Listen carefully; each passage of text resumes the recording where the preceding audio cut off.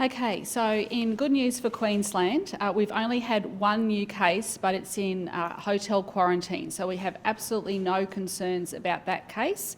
And we only now have 6 active cases in Queensland. So well done to Queensland, a great job, and keep up this wonderful effort. And in the last 24 hours, we've had close to 10,000 tests. So again, that is really, really good news. In relation to, we've actually expanded some of the postcodes around the Goondiwindi region. This has been a request that has come in from the local council, and I want to thank the Chief Health Officer and the Deputy Premier for acting very swiftly. These are very small numbers of people, and of course it's just to make that movement between those border communities a little bit easier. We are continuing to work with people when it comes to their health concerns, but also when it comes to the movement of agriculture. We've got very strong industry plans in place there. And of course, these issues will be further discussed at National Cabinet on Friday. I'll hand over to the Deputy Premier and the Chief Health Officer, and then we're happy to take some questions. Thanks. Thank you, Premier. That one new case is a male aged 40 to 49 who returned from Papua New Guinea, is currently in quarantine. They tested positive on their 7th day of quarantine and are being managed by the Metro North Hospital and Health Service. As the Premier mentioned, we're making some small adjustments to the border zone around Goondiwindi as a result of feedback from Mayor Springborg, and I thank him for working with our Chief Health Officer. Also today, our world-leading researchers pass a new milestone in the search for a vaccine. The University of the Sunshine Coast is leading Queensland's part of the clinical trials for a vaccine developed by US vaccine manufacturer Novavax, and I congratulate them on their leadership there. Any Queenslander wanting to participate in those trials who is aged between 18 and 84 and is a non-smoker can visit the website usc.edu.au and register to participate in those trials and to help with the global race to find a vaccine for COVID-19. So one new case in Queensland overnight, another case in hotel quarantine, which is where I hope all of our cases are found. That means that he hasn't been in contact with anyone out in the community. He recently returned from Papua New Guinea, and we know there are increasing numbers of cases in Papua New Guinea, so we're working very closely with the Border Force to manage our northern border that we do have with Papua New Guinea. It's really important, though, that although we don't want to have cases in the community, the best way to manage this is to pick up the first case if there are any in the community. So please, thank you to every single one of those Queenslanders in the last 24 hours who came forward and got tested. It is really important to keep doing that. So we have very, very little flu in our community at the moment. We had 8 cases last week. So in actual fact, if you've got flu-like symptoms, you're just as likely to have COVID-19 as you are to have the flu. So it's very important, if you have any symptoms at all, to immediately come forward, get tested and isolate yourself till you get that result. Thank you. Good morning. If I could just share with you some statistics first of all. In the last 24 hours we have processed 28 flights that have come into our state domestically. That has included 1,945 passengers that have been processed. We did not refuse entry to any persons, however 88 were placed into quarantine. At our road borders, 3,939 vehicles were intercepted, 181 persons were refused entry and 110 were placed into quarantine. We have seen an increase in the numbers of going into quarantine across our road borders, and that's directly related to our work to streamline the ability of people to come to this state for medical treatment. There were some issues with that. We've worked on that. We have a system in place that allows us, until there can be a longer term solution, to allow those people in based on evidence to receive their medical treatment, but there is conditions in terms of that entry, including quarantine, that may be imposed on them. We're continuing to see people doing the wrong thing, and if I could just highlight a couple of that have occurred recently. We had a person last week that attempted to enter the state through the Tugun Pass. was refused entry, then entered on the wrong side of the road. Now, police have tracked that person down and they have been issued with a $4,000 fine. Similarly, we've seen people in the past who've failed to abide with the the Chief Health Officer's directions. And back in April, a person who was issued one day with a on-the-spot fine for having too many people at their residence in excess of what was permitted. The next day, police attended for the same reason. That person was given a notice to appear. That person appeared in court yesterday in Caboolture and was sentenced to 2 months imprisonment. So I'm highlighting that because there are serious consequences for people not abiding by the Chief Health Officer's directions, and that includes our border crossings and more broadly. And we, as the police service, will continue to take enforcement action where we can identify this happening. That's very important because Queensland is in a very good state when it comes to community transmission. We're not getting it, and that's because we're keeping our borders secure and people are abiding by the rules. We can't afford to have those that want to take matters into their own hand. Thank you. Premier, given Queensland is in an okay position at the moment, is there any consideration of relaxing some of those restrictions that were brought back in a few weeks ago? Like, for example, when you're at a bar or at a pub or something, having to be seated to have a drink, that sort of thing? Yeah, look, not at the moment. We need to keep our measures in place. Industries have COVID-safe plans, but this is about the safety of Queenslanders. So we do know there is active community transmission in New South Wales and in Victoria, and we've seen what's happened over in New Zealand. So we have to make sure that people are following the rules, that we have COVID-safe plans in place, and that Queenslanders can actually go out and support Queenslanders. That is absolutely fundamental to me at this point in time. And is the fear that if you allow people to be standing up, for example, they're going to clump together or what? It's the natural instinct for people to actually congregate together, and what we need is to make sure that people are practising that social distancing and are seated. Just on the crowds and Premier, do you think schools should go ahead? Look, we are having discussions at the moment about schoolies. We are in discussions with the Mayor, Tom Tate. I met with him recently on the Gold Coast, and we will consider to look at all options around that, but we cannot see mass gatherings. So we are working through all feasible options, and we'll come back to you on that. Do you concede there should be a little more compassion shown for people, cancer sufferers especially, who are placed into hotel quarantine rather than home isolation? We've had a number of cases who can't even go to hospital for treatment. Look, I think we should listen to Dr. Young when it comes to that. These are the medical experts that will make these decisions. And of course, every decision is a tough decision. You know, everyone knows someone who's gone through cancer treatment or going through cancer treatment. This is really difficult decisions for families that are not together during this time. But I think Dr. Young has a very good approach to this, working with the families, but quarantine is there to protect Queenslanders.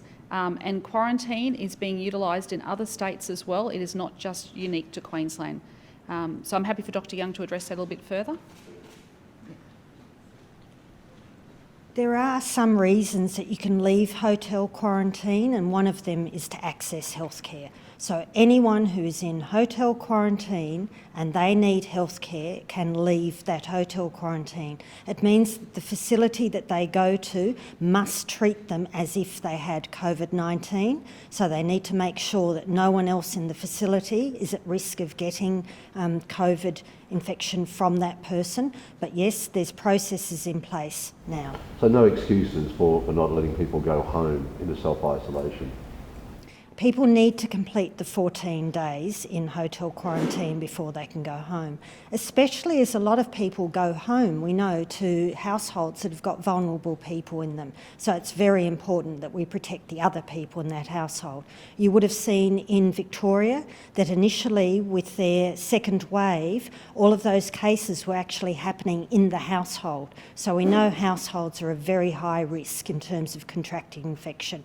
You would have seen in our 3 young women who went down to Melbourne. One of the first cases in Queensland was one of those women infecting a household member. So households are really high risk. That's why we need people to quarantine in hotels. I mean, I was in a similar case on 88th November, the last man who tested positive after coming from PNG. Yeah. Sorry, what was the start of the question? Sorry, is the man who tested positive today, is he an ADF member?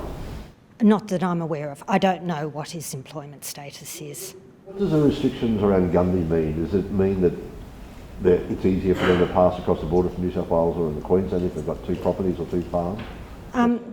Yeah, so we've got defined border zones in Queensland and in New South Wales, and anyone who lives in those defined border zones is freely able to cross for any purpose across the border and back, but only within the defined zones. So you're just expanding some of the zone? We're just adding on an extra 2 postcodes with a very small number of people, but they were left out initially, and it made sense after discussing with the Mayor about his community and where they work and live. It made sense to add those on. Premier, what did you make of the New South Wales Deputy Premier's comments yesterday? Some of the things he said was that the border closure, particularly for residents outside of Sydney, was politically motivated. It was election. Tasmania has their borders closed. South Australia has strict border closures, and so does Western Australia. And Queensland is no different, so perhaps he needs to direct his comments at other states as well. It seems to be Queensland likes to be singled out. On the restrictions yes. that Lane mentioned, Alison mentioned, particularly with the standing up the bar and things like that, will it be a case if we get down to 0 active cases, will then there be a change, or because there are still cases south of the border, it's just not worth the risk to relax those restrictions further? Well, I think we've got to protect, at the moment, our businesses are able to open up. In Victoria, that's not the case.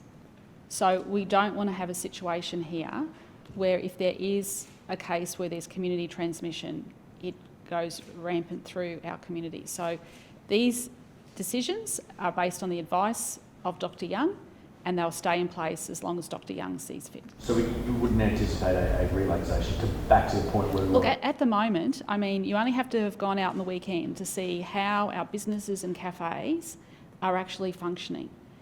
Queenslanders are able to get out and enjoy their lifestyle, unlike other parts of the world and other states. So we want to keep it that way. So that means everyone's got to play their part. So it's not business as usual at the moment, but businesses are open. Brad Hazard has also had a bit of a go at you this morning. Really? Okay, well there's a surprise. Some comments yesterday, and I'm not, forgive me if I'm phrasing this wrong, but you said something yesterday when we were talking about patients from the border communities or near the border being able to come into Queensland for medical treatment. Is it something like Queensland hospitals or Queenslanders or something? And he's taken offence to that, saying they've had plenty of Queenslanders down in the Tweed and that sort of thing. And I don't think it's that many, but look, where we can cooperate, we will cooperate. So, we've got to put the health of Queenslanders first and the safety of Queenslanders first, but where there is an absolute need for a family to access our health care, it'll go through the Chief Health Officer. But these are extraordinary times at the moment. This is not life as usual.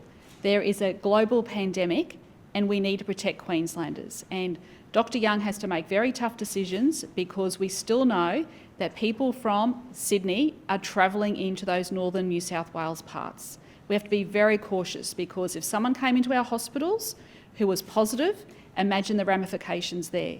So these are very tough decisions, but it's because we're in a global pandemic and because there is community transmission in New South Wales.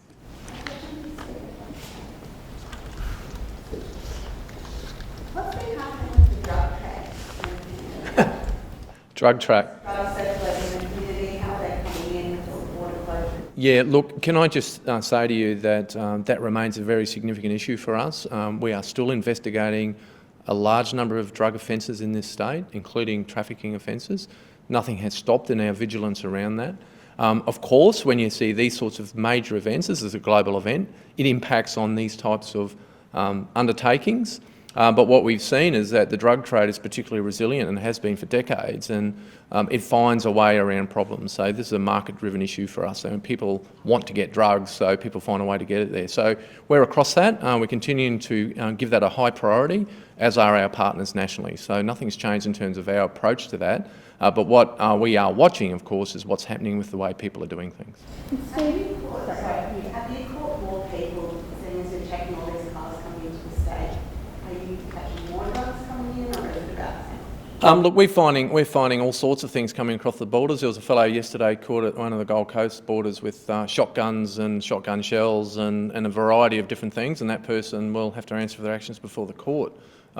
We know that our road networks are used by crime and organised crime for their commodities to be transported, so it's not surprising that we will find that. So our officers are very switched on to the other parts of their job, as well as looking to make sure that people have the appropriate border declaration passes, but also looking for other signs, and we're seeing, periodic significant seizures of issues like that. And so one more answer. With people not being able to dance and break the narcotics, are the party pills being taken less? Look, that's a very difficult thing to say, but we do nationally wastewater testing around drug usage, and it's not going down. We know that in periods like this, people do tend to look towards alcohol and other substances. We're aware of this, but as I've said before, if people want to dance, they really should do it at home at the moment, because you're not permitted to do that under the current direction. So I think it's fair to say that it's changed the way things are operating in our licensed premises for the moment. Premier, One more just for Steve before can I ask? Oh, yeah. Can you, that Palaszczuk case you mentioned, are you able to elaborate any further on? No, look, simply what happened. There was this person, at the time, there was a direction that only a certain amount of people were allowed to be gathered indoors as well as outdoors. Police were called to a particular residence. That person had exceeded it. They were issued with an on-the-spot fine. Same problem the next day, and then, as we do, if people aren't getting the message, we escalate to the next level, which is a notice to appear before court. Now, that person has appeared before the magistrate, and the magistrate has taken very stern action in issuing that person with 2 months imprisonment for that offence. Parties or something, do you know how many people? Look, I haven't got the details of exactly that, Lane, but I can tell you that the directions are very clear around what you're able to do, and that person exceeded them. Is this older? Because I know that In April this was. So it's pre the 100. Yeah, and the point for that too is, and I mentioned that other person last week not wanting to listen to our directions and trying to find another way and just going against the law. We're not going to just let that go. We will continue to investigate these things, and I still have 4 investigations ongoing for those types of offences. Thank you. Premier, Hannah Clark and Lee today have called for laws around coercion and domestic violence, including dousing, like petrol offences, or even threatening to be doused in petrol for it to be an offence. What's your response? Yeah, so those two issues, so that's about coercive measures being applied to a person, and also that issue of dousing. Look, I'm more than happy to refer that matter to our Prevention of Domestic and Family Violence Council, and I might invite Sue and Lloyd, if they are prepared, to also come and talk to the council about those two important matters. The LNP is today promising to set up a new Coordinator General to kickstart big projects, to audit those that are stalled and to seek, I think, $1 billion in investment. What do you think of that idea? Well, I think that idea is about creating a whole new bureaucracy, so I would reject that. We already have a strong Coordinator General, and we also have a $50 billion pipeline of projects that are in place, that are guaranteed to happen over the next 4 years, and that is a commitment that the government has given to the people of Queensland to keep people in jobs and people in work. The Women's Legal Service also calling for stalking laws to be reviewed and rewritten, taking into account new ways that technology is developed. Is that something that the government is looking at? Yeah, sure. We're more than happy to hear from the Women's Legal Service, so we can forward those ideas as well, and then government can consider them once they've been to the council. What do you say to the reports that you're involving yourself with pre-selection? In relation to what? Having pre-selected candidates replaced with... Look, I make no apologies for seeking out strong candidates in seats like we have with Wayne Rabbit Bartholomew down in Burleigh and Angie Kelly in Whitsunday. I'm very proud that they're on my team. I want strong candidates out there that are part of my team that want to keep Queenslanders safe and want to make sure that we're growing our economy. Have there been any examples where a candidate's been pre-selected and you have sought to have them replaced with someone more of your choosing? Look, I make no apologies for picking out best candidates across the state. Quick one, with the board, we talked about borders yesterday. Is that Yes. still being reviewed at the beginning of each month? That sort of time frame you're looking at? Yes, and we might just clarify some of those comments yesterday as well, so and the day before. So I was talking very clearly that there are restrictions that are very strong restrictions that have been put in place in Victoria. And it's not only Daniel Andrews that is talking about those strong restrictions staying in place until Christmas, but the Prime Minister also said restrictions are likely beyond Christmas, so that's in the financial review. So this is nothing new. I'm repeating what other people have been saying, but we will have strong restrictions in place in Queensland whilst there is community transmission in New South Wales and in Victoria. So there are the active cases in Victoria today are 7,274 and there are active cases in New South Wales of 261. So there are still COVID cases where you cannot source where they are coming from in both of those states. Now, I think what we need to do as a country is support those two states to get on top of those cases so all of Australia can open up. That should be the number one aspiration of all premiers and state territory leaders around the country. Is the benchmark still 0 cases? Sorry? Is the benchmark still 0 community transmission? Well, we don't want to have community transmission here. So we have to have these strong measures in place. What do you reckon? You said before that, that Queensland's being singled out. Why do you think that is? Is it because there is an election coming? Oh, you'll have to ask them, but I've stood up to worse before, so try your hardest. A little bit of COVID jealousy, perhaps. Sorry? A little bit of COVID Well, jealousy. everyone wants to come here, Lane. It's pretty clear that everyone does want to come to Queensland, and look, we are going to welcome people to Queensland once we get through this pandemic and once Victoria gets on top of their cases and once New South Wales gets on top of their cases. If or when it comes time to release some of the border restrictions, would you anticipate that be rolled back on a sort of postcard basis like hotspots, or would you hold off until all of New South Wales is able to be opened up to Queensland? I will take the advice of the Chief Health Officer. Okay. Last one for Lucky Lydia.